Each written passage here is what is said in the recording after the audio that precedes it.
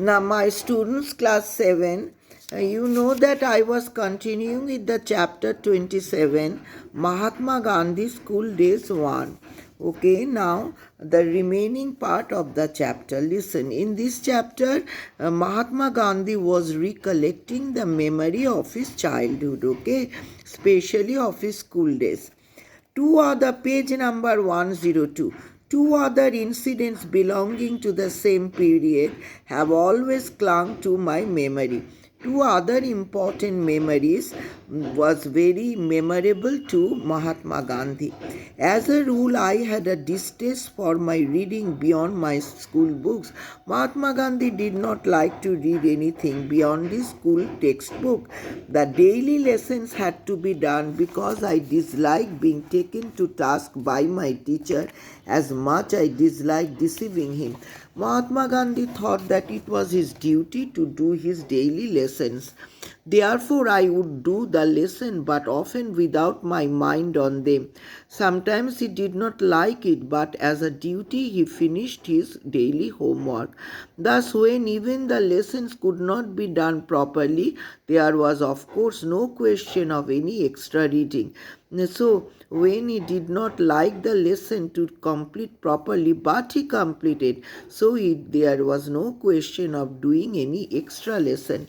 But somehow my eyes fell on a book purchased by my father. But suddenly, once his eyes fell on a book purchased by his father. The name of the book was Shravana Pitri Bhakti Nataka, that is a play about Shravan's devotion to his parents. And so Mahatma Gandhi started because we know that he had an intense, that is very deep feeling for his parents. Now, deep respect for his parents. There came to our place about the same time itinerant showman. That is one of the pictures I was shown was of the Sravana carrying. He also saw by the itinerant showman a man carrying his blind parents by means of slings fleeted to his soldiers to on a pilgrimage. That man was Ravana. The book and the pictures left an indelible impression on my mind. It gave a very deep impression on the mind of Sravana. Here is an example for you to copy. I said to myself, the agonized lament of the parents over Sravana's death is still fresh in my memory. Now, but in Mahatma Gandhi's mind there was a very fresh memory, sad memory, because the parents lament over the death of Sravana. The melting tune moved me deeply, and I played it on a concertina which my father had purchased for me. On a concertina, he played on an instrument. He played the very sad tune. That instrument purchased by his father. His father had purchased that for Mahatma Gandhi. There was a similar incident connected with another play. There was another play and similar incident connected with that Sravana. What? Just about this time, I had secured my father's permission to see a play performed by a certain dramatic company. Mahatma Gandhi, as he was very much devoted to his parents, he did not go anywhere without taking permission of his father and mother. Now, taking permission of his father, he went to see a play. The play was Harishchandra, and that captured his mind. He was spellbound by observing that drama. I could never be tired of seeing it. He saw it several times, but was never tired of seeing that. But how often should I be permitted to go? It haunted me, and I must have acted Harishchandra to myself times without number.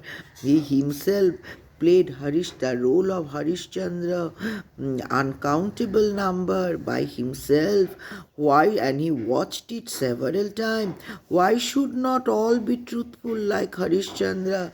As we know that Mahatma Gandhi was very much truthful and honest, that question haunted him day and night, that why every person was not truthful like Harishchandra. Was now to follow truth and to go through all the ordeals that Harishchandra went through was one ideal. It inspired in me. He was very much inspired by the truthful and honesty of Harishchandra. I literally believed in the story of Harishchandra. He believed literally the story of Harishchandra and Sravana also. The thought of it all often made me weep. The thought of the story, the life of Harishchandra made him weep. My common sense tells me today that Harishchandra could not have been a historical character. His common sense told him that Harishchandra could not be a historical character, but still Harishchandra and Sravana are living realities for me. But still Harishchandra and Sravana are living realities, though when he grew up he understood that that could not be a real character, but it was realities in his mind. And I am sure I should be moved as before if I were to read those plays again today. And now he was a grown up man, but he was sure that if he again read this story, his mind would be moved as his mind was moved when he was a child. Okay, my students, today up till this, next day I will give question answer and some important meaning. Okay, thank you. Thank you. Wish you a very good day.